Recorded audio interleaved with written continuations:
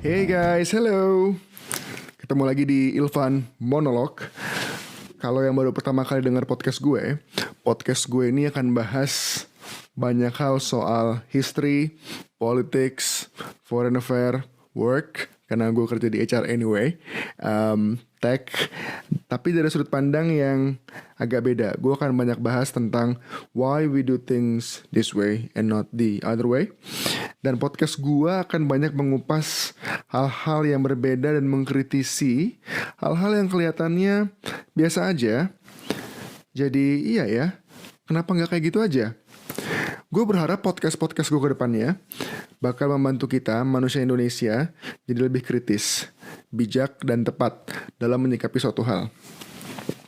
Di episode yang kedua ini, gue mau ngomongin tentang hal yang kayaknya sepele, tapi selalu kepikiran di pemikiran gue, yaitu kenapa orang Indonesia nggak bisa bahasa Belanda. Pernah gak sih kepikiran sama kita, kenapa kita yang dijajah Belanda kurang lebih 350 tahun sama sekali gak bisa bahasa Belanda? Atau at least kita sama sekali gak diajarin bahasa Belanda di sekolah. Pernah gak kepikiran kenapa gak kita kayak misalnya orang Meksiko yang bisa bahasa Spanyol, atau mungkin orang Brazil yang bisa bahasa Portugis? Dan pertanyaan berikut yang kedua adalah, coba deh lihat video-video di YouTube, interview dari para founding fathers kita gitu. Mereka juga berbicara dengan antara sama founding fathers. Kebanyakan dari mereka itu ngobrol dengan bahasa Belanda gitu.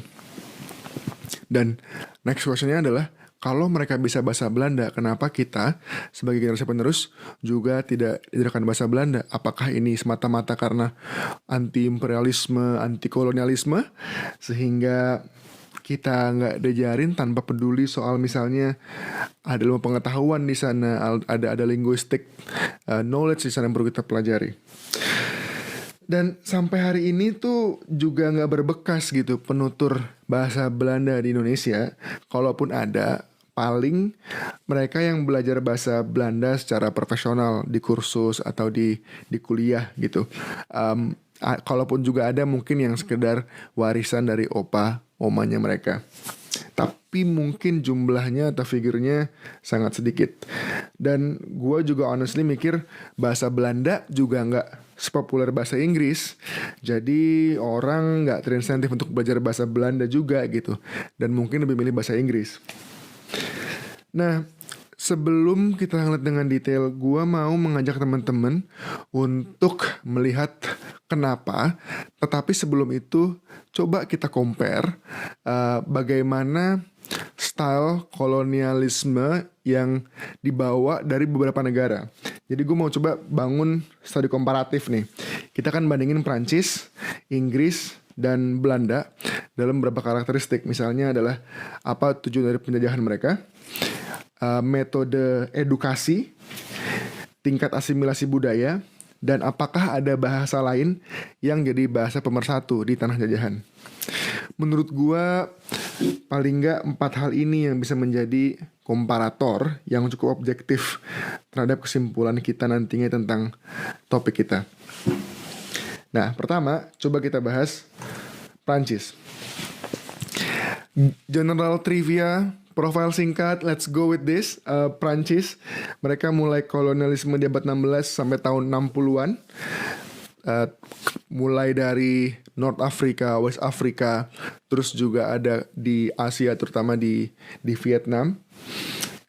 Dan Prancis ini, by the way, mereka adalah empire terbesar kedua setelah Inggris di masa jayanya, sebanyak kurang lebih 150 juta orang di tahun 1920-an, dan tanah jajahannya sekitar 13 juta kilometer. Wow, gede banget ya. Ya lebih gede lah dibandingkan Sunda Empire yang belakangan lagi populer. Jauh, jauh lebih gede ya. Nah, kita lihat dulu secara umum apa sih tujuan penjajahan. Secara umum tujuan penjajahan pasti adalah untuk mengambil benefit dari negara jajahannya, baik itu raw material, trading, atau mungkin manpower.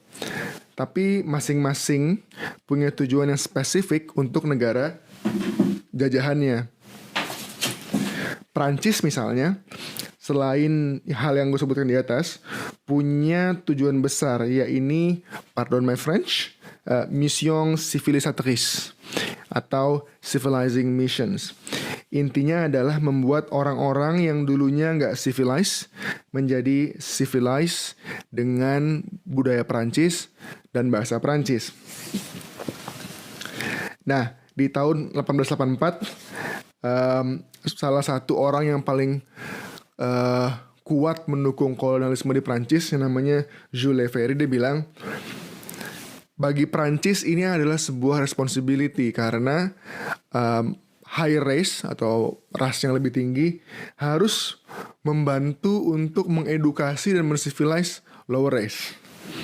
Oke, agak doji. Tapi ini sebenarnya yang menjadi doktrin utama bagi Prancis di tanah jajahannya.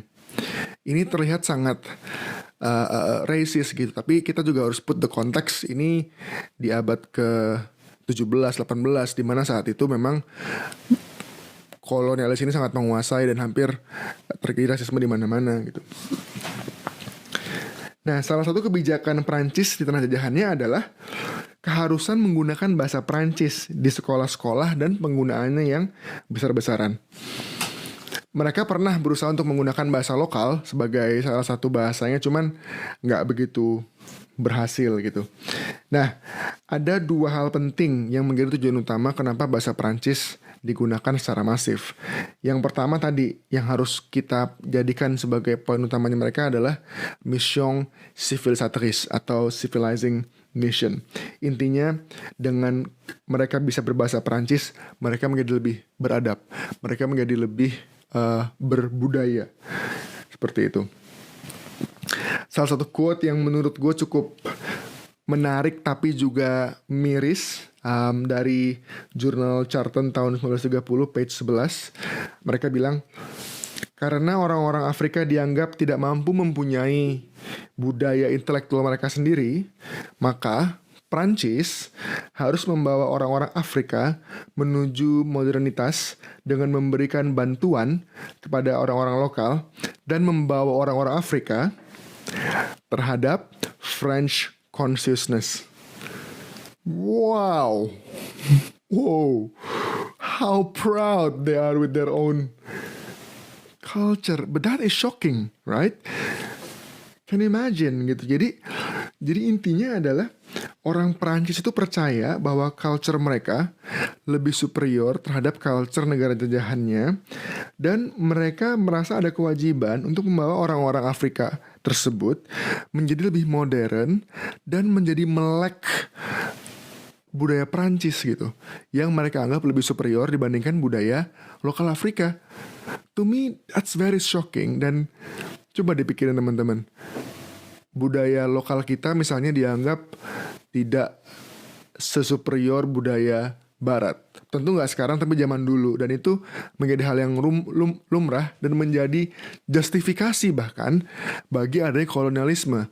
Mereka bilang, gue datang ke tempat lu bukan hanya untuk menjajah. Oke, adalah menjajahnya, ambil uang dikit-dikit, tapi juga membawa kalian menjadi lebih beradab. How good it is. But, you know all the results. Yang kedua adalah bersifat ekonomi. Karena dengan bisa berbahasa Prancis, ini akan meningkatkan skill worker yang pada akhirnya akan membantu perekonomian bagi pemerintah kolonial. Salah satu quote yang menarik ini dari Antonetti tahun 1925, yaitu adalah dia gubernur jenderal dari sebuah wilayah di Prancis. Dia bilang adalah, karena mereka bisa berbahasa Prancis, mereka akan menjadi waiter yang lebih loyal, menjadi supir yang lebih baik, menjadi pekerja kasar yang lebih baik. Oke, in one side, intinya adalah mereka menjadi pekerja yang lebih baik, tetapi coba dilihat. Dari sini kita melihat, walaupun mereka sudah bisa berbahasa Prancis, tetapi job yang ada untuk orang lokal adalah tetap second class job gitu. Second class citizens, yang mana sangat susah untuk menjadikan mereka sebagai first class job gitu. Tetap aja ada diskriminasi dan rasialisme di sini. Nah, menarik untuk melihat tadi dari Prancis. Nah, sekarang coba kita lihat Inggris. Inggris again menjajah sejak abad 16-an sampai median tahun 1960-an. Pada masa kejayaannya, British Empire ini adalah kerajaan yang dijuluki Where the Sun Never Set, di mana matahari tidak pernah terbenam, karena kejayaannya ada dari ujung barat bumi sampai ujung timur bumi, ujung utara, ujung selatan gitu. Dan kurang lebih pada masa jayanya tahun 1913 mereka menguasai 412 juta orang atau sekitar 23% dari jumlah populasi, dan tanah jajahannya sebesar 35 juta kilometer persegi atau sekitar 24% dari permukaan bumi. Ya, of course, jauh lebih besar daripada Perancis dan lebih besar daripada Sunda Empire. Oke. Joke aside, Inggris sangat besar saat itu menguasai dunia. Dan secara hasil tentu kita bisa ngelihat lah dari sini, terutama kita sekarang menjadi butuh berbahasa Inggris karena tekanan globalisasi, dan memang karena mereka banyak menguasai wilayah tersebut sehingga ada presence bahasa Inggris di mana-mana. Nah, secara tujuan, again Inggris menguasai tanah jajahannya lebih dikarenakan upayanya untuk mengontrol perdagangan dan ekonomi di region Asia dan Afrika. Seperti halnya Prancis, doktrin utama mereka itu adalah sama, yaitu civilizing mission gitu. Intinya mereka mempunyai peran untuk men-civilize negara-negara jajahannya. Bahkan di tahun 1813, salah satu policy utamanya Inggris di India adalah untuk menjadikan orang-orang India menjadi lebih berilmu pengetahuan melalui media bahasa Inggris. Jadi bisa dibilang di situ ada poin bahwa bahasa Inggris itu bahasa sangat penting buat mereka. Pada mulanya Inggris hanya diajarkan di kelas-kelas elit, dan diharapkan orang-orang elit inilah yang akan menjadi dan mampu menerapkan apa yang disuruh oleh pemerintah. Jadi lebih kepada kayak translator gitu. Jadi educate orang ini, jadikan mereka translator. Sebagai government, gue menerapkan apapun, mereka akan menerjemahkan itu kepada orang-orang lokal. Nah, namun ada perbedaan mendasar antara Inggris dan Prancis dalam menerapkan bahasa. Walaupun sama-sama tadi ya punya semacam moral duty untuk mensivilize orang-orang, Prancis menganggap rakyat negara jajahan itu perlu dan wajib belajar, berbahasa, dan berbudaya Prancis. Sedangkan untuk Inggris, mereka agak lebih relax gitu. Mereka punya leeway yang intinya adalah bahasa lokal juga diajarkan dan mungkin menjadi salah satu bahasa yang diterapkan gitu. Dan memang kebanyakan yang diajarkan hanyalah kelas-kelas elit. Namun karena memang bahasa Inggris ini menjadi bahasa perdagangan, makanya jadi populer. Nah tentu kalau kita melihat masa-masa setelahnya, bahasa Inggris jadi sangat populer nggak hanya karena peran kolonialisasi Inggris, tapi juga tentu ada peran culture dari US, Hollywood gitu ya. Kita nonton film-film lah. Intinya tekanan globalisasi menjadikan Inggris sebagai salah satu atau mungkin bahasa yang harus dimiliki oleh semua orang agar bisa berkomunikasi. Nah, ini ada jokes yang lucu. Intinya adalah orang Portugis kalau menjajah, yang pertama kali dibangun adalah gereja. Orang Inggris menjajah, yang dibangun pertama kali adalah perdagangannya. Orang Prancis bikin sekolah, ya. Jadi kelihatan banget Prancis tuh memang niat banget gitu untuk istilahnya berupaya men-civilize. Tapi nanti in later stage kita lihat salah satu doktrin ini juga yang menyebabkan banyak cruelty dan brutality happen dalam kolonialisme di Prancis. Nah sekarang kita masuk nih ke Belanda, ke negeri kita sendiri.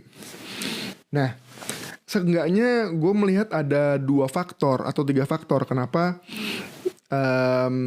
bahasa Belanda nggak menjadi bahasa yang kita punya sekarang atau kita pelajari sekarang. Nah, pertama dari segi pendidikan. Kalau kita lihat dari segi sejarah, Belanda itu sebenarnya nggak gitu tertarik untuk mengedukasi pribumi gitu, karena memang fokusnya adalah bagaimana bisa mengontrol perdagangan dan mengeruk raw material.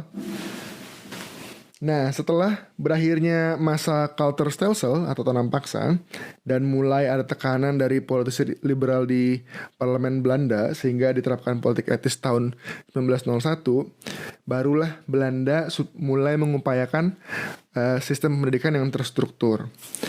Pada dasarnya sekolah di masa itu dibedakan berdasarkan alasan golongan gitu. Jadi kalau misalnya pribumi ya ada sekolah sendiri. Kalau Anda itu adalah keturunan Eropa dan anaknya bupati, sekolahnya seperti ILS, Europäische Lagerschool. Kalau misalnya suku dari Arab, dari Tionghoa, mereka punya sekolah-sekolah sendiri.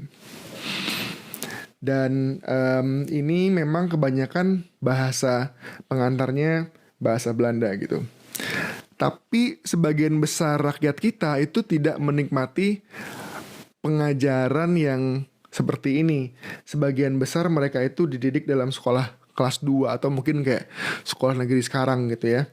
Yang namanya adalah Ongkoloro.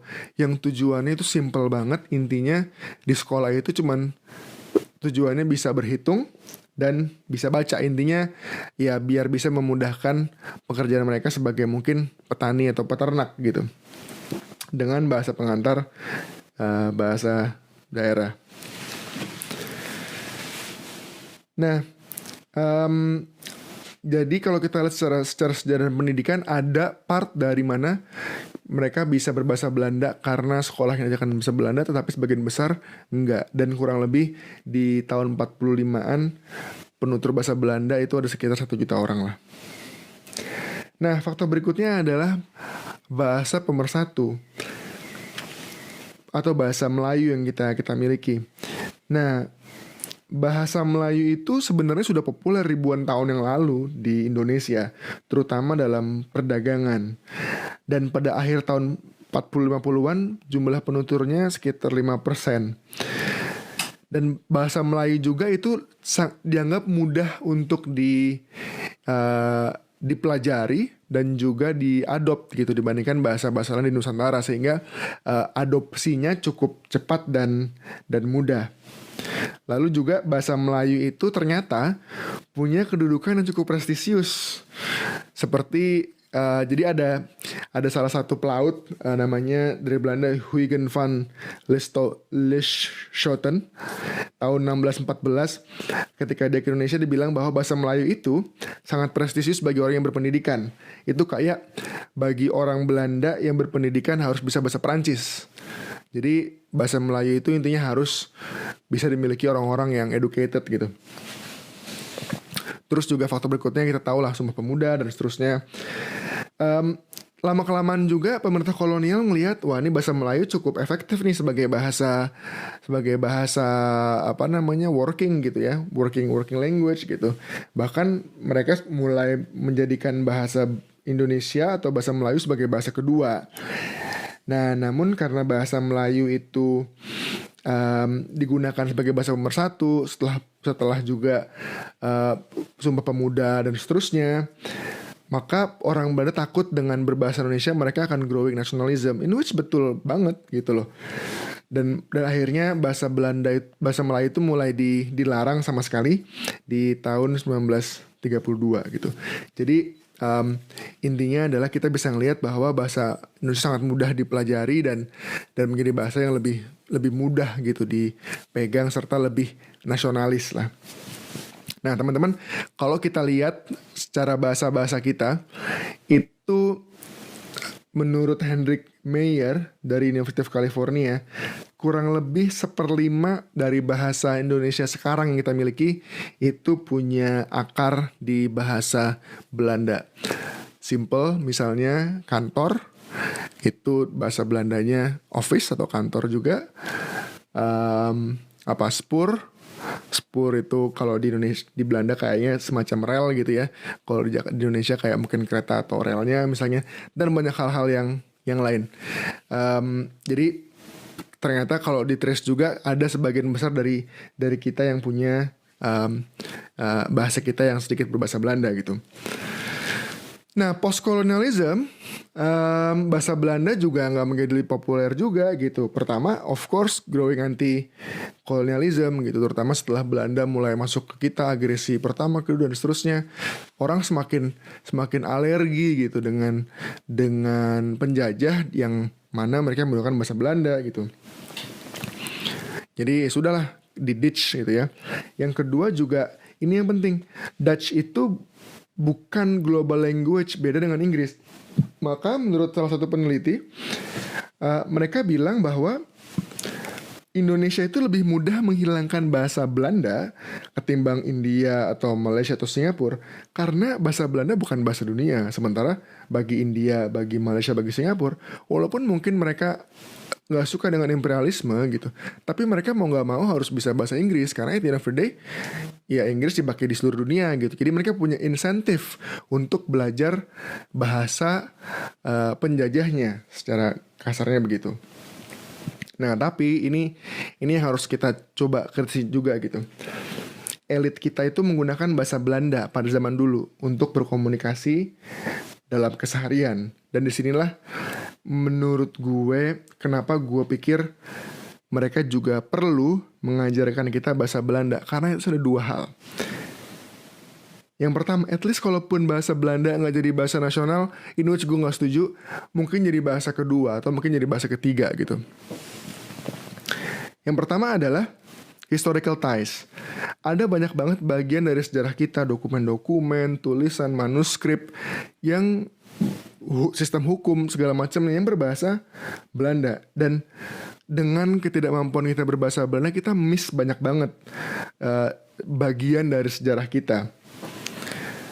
Ketidakmampuan kita bahasa Belanda juga menyulitkan kita untuk akses pengetahuan dari Belanda. Padahal secara effort mungkin lebih mudah belajar bahasa Belanda dibandingkan belajar bahasa Inggris. Kalau Belanda jelas di zaman itu penuturnya ada sekitar tadi dibilang 1 juta orang gitu. Jadi kalau mau bangun dan kita juga bisa tinggal copy paste sistem pengajaran bahasa Belanda dari kolonial, tentu dengan hal lebih bagus ya, dibandingkan dengan bahasa Inggris yang mana kita sebenarnya juga tidak punya histori apapun dengan Inggris, kecuali ya biar bisa ngomong sama bule lah atau lebih globalisasi gitu ya. Jadi ada poin yang gue rasa kita miss banget nih di sini gitu. Yang kedua, kita menghilangkan kesempatan untuk menjadi multilinguist. Dan ini yang gue rasa miss banget. Coba bayangin, kalau kita bisa bahasa Belanda, atau minimal ngerti-ngerti dikit lah, at least kita sekarang bisa minimal 4 bahasa, dan kita udah sangat multilinguis gitu. Kita bisa bahasa Indonesia, kita bisa bahasa daerah kita sendiri, which is we are very proud of it. Kita juga bisa bahasa Inggris, dan kita juga bisa bahasa Belanda. How cool and how amazing we are. Jadi ada kesempatan dari menjadi multilinguis ini yang menurut gue hilang. All for all, I'm super proud to have bahasa Indonesia sebagai bahasa negara kita, dan ini harus kita terus lestarikan. Sampai jumpa di podcast gue berikutnya. Stay kritis, stay think ahead, and ciao. Bye-bye.